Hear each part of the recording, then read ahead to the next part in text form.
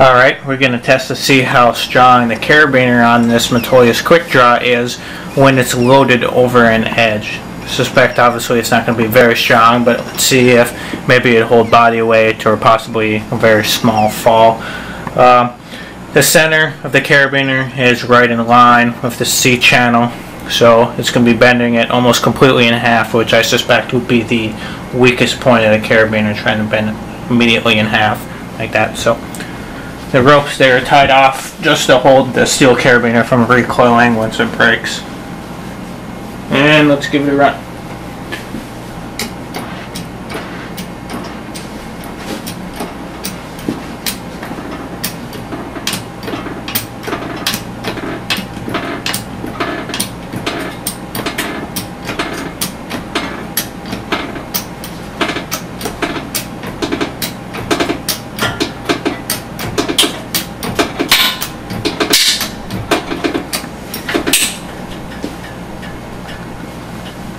I'm going to move this camera a bit closer here.